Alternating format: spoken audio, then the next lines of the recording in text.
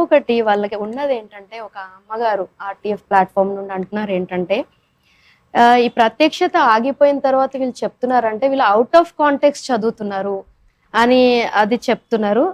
తర్వాత ఇంకా one more thing ఏంటంటే, అసలు అంటే పూర్ణమైనది వచ్చినప్పుడు, అది ఇప్పుడు పాస్టర్ అరుణ్ కుమార్ గారు చెప్పినప్పుడు, అంటే పూర్ణమైనది వచ్చేసింది కదా, ఇంకా ప్రత్యక్షతలు ఏంటి అని అంటారు. దాని గురించి మీరు సునీల్ గారు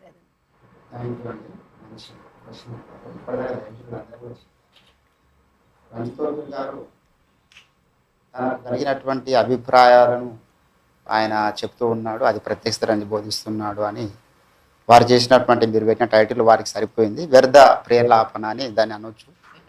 ఎందుకంటే ఈరోజు రంజితోఫీర్ గారికి తన మనసులో తట్టినటువంటి విషయాలు గ్రంథ రూపంలో రాసి ప్రజల్లోని విడుదల చేసి 40 సంవత్సరాల కాల పరీక్షకు నిలబడ్డాయి, కొన్ని కోట్ల మందిని ప్రభావితం చేసినాయి. ఒకవేళ దేవుడే కనుక ఆయనకు ప్రత్యక్ష తీయకపోతే, దేవుడే కనుక సంగతులు తెలియజేయకపోతే, ఒక మనిషి ఊహించుకొని రాస్తే 40 సంవత్సరాల కాల పరీక్షకు ఒక గ్రంథం నిలబడుతుందా?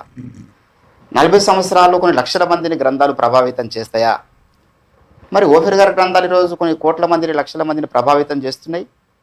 ఎంతోమంది ఆ గ్రంథాలు చదివి బైబిల్లో ఉన్నటువంటి అనేక విషయాలు తెలుసుకున్నారు, దేవుని ఒక రాకడ కొరకు సిద్ధపడుతున్నారు. ఇక్కడ ఒక ఫలం కనబడతా ఉంది. ఓఫీర్ గారి గ్రంథాల ద్వారా ఒక ఫలం సమాజంలో ఈరోజు 40 సంవత్సరాల తర్వాత మనం ఫలాన్ని చూస్తున్నాం. అవుట్పుట్ ఏమొచ్చిందనేది మనం చూస్తున్నాం. ఆయన ఒక సొంత అభిప్రాయం అయితే అంత ప్రభావం చూపిస్తుంది. ఒక మీరే కనుక మీ అభిప్రాయాలతో ఒక గ్రంథం రాయండి. ఒక గ్రంథం రాస్తే ఎన్ని సంవత్సరాల కాల పరీక్షకు దాన్ని ఎంతమంది చదువుతారు, ఎంతమంది ఆ యొక్క మరి గ్రంథం చేత ప్రభావితం చేయబడతారు. ఈరోజు ఓఫీర్ గారి గ్రంథాలు తెలుగు క్రైస్తవ సమాజం మీద భూప్రపంచాన్ని అవి ప్రభావితం చేస్తున్నాయి, అన్ని భాషల్లోనికి వెళ్తున్నాయి. కాబట్టి ఆడ సంథింగ్ తెలుసా, ఏదో నా సొంతంగా అనుకున్న సంగతులు అంటే లేవురా బాబు, ఇదేదో మానవ మస్తిష్కానికి మించినటువంటి లోతైన సంగతులు దేవుడు మాత్రమే బయలుపరిస్తే తప్ప తెలియని సంగతులు అందులో ఉన్నాయి. కాబట్టి ఈరోజు రంజితోఫీర్ గ్రంథాలు ప్రపంచంలో అవి కొనియాడబడుతున్నాయి, కొన్ని లక్షల మందిని ప్రభావితం చేస్తున్నాయి. అక్కడ వాళ్ళు అర్థం చేసుకోవాలి, ఇది ఆయన సొంత అభిప్రాయం కాదు, ఏదో దేవుని యొక్క కార్యము ఈయన ద్వారా జరుగుతున్నది భూమి మీద అనేది వాళ్ళు అర్థం చేసుకుంటే సరిపోతుంది. రెండవది మీరు ఇంకేదో అడిగారు, రెండవ ప్రశ్న ఏం అడిగారు అంటే పూర్ణమైనది. రైట్, పూర్ణమైనది రావడం అంటే అక్కడ చెప్పాడు, పూర్ణమైనది వచ్చినప్పుడు మరి ప్రత్యక్షతలు అవసరం లేదు అనేటటువంటిది ఏదైతే వాళ్ళు వాదిస్తున్నారో, మరి పూర్ణమైనది రావడం అంటే యేసు ప్రభువును ముఖాముఖిగా చూడడం అంటాడు. అక్కడ కింద ముఖాముఖి చూసినప్పుడు మనకి ఇంకా ప్రత్యక్షత అవసరం లేదు, భాషలతో అవసరం లేదు, ఇంకా వేరే ఏది ఆయన ముఖాముఖి ఆయనతోనే మాట్లాడుతున్నప్పుడు ఇంకా మనకు అన్ని భాషలు ఎందుకు, ప్రత్యక్షతలు ఎందుకు, పూర్ణమైనది చూడడం లేదు కదా. వాళ్ళ యొక్క కాన్సెప్ట్ ఏంటంటే పూర్ణమైనది రావడం అంటే వాక్యము సంపూర్ణంగా రాయబడడం అనేది వారి యొక్క కాన్సెప్ట్. అక్కడ వాళ్ళు పప్పుల కాలేస్తారు.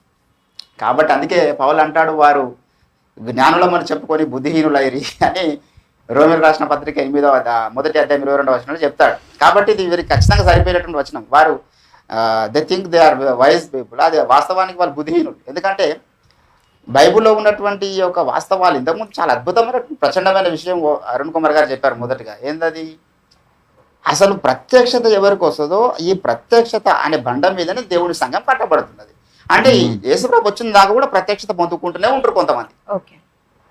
ఆ ప్రత్యక్షత లేని వారు సంఘంలో ఉండరు. ఇప్పుడు వీళ్ళు ప్రత్యక్షత కవతలో ఉన్నారు వీళ్ళు. సో కాబట్టి పూర్ణమైనది రావడం అంటే యేసుప్రభు రావడం అనే విషయాన్ని వాళ్ళు గ్రహించాలి. రెండవది ఓఫీర్ గారు రాసినటువంటి గ్రంథాలు ఆయన సొంత అభిప్రాయం అయితే 40 సంవత్సరాల కాల పరీక్షకు ఎలా నిలబడ్డాయో చెప్పగలగాలి, ఎలా ఇన్ని లక్షల మందిని ప్రభావితం చేసి చెప్పగలగాలి. ఎందుకు త్రాగుబోతులు, ఎంతోమంది నాస్తికులు, ఎంతోమంది వేరే మతాల్లో ఉన్నవారు గ్రంథాలు చదివి ఎందుకు యేసు ప్రభువుకి వస్తున్నారు ఒకవేళ ఆయన అభిప్రాయం అయితే. ఓకే, రైట్ అండి. సునీల్ గారు చాలా బాగా చెప్పారు. అయితే ఇదే పాయింట్ మీద నేను I want to ask one more question, but ఇంకొక ప్రశ్న తర్వాత మీకు ఆ పాయింట్ నుండి నేను అడుగుతాను.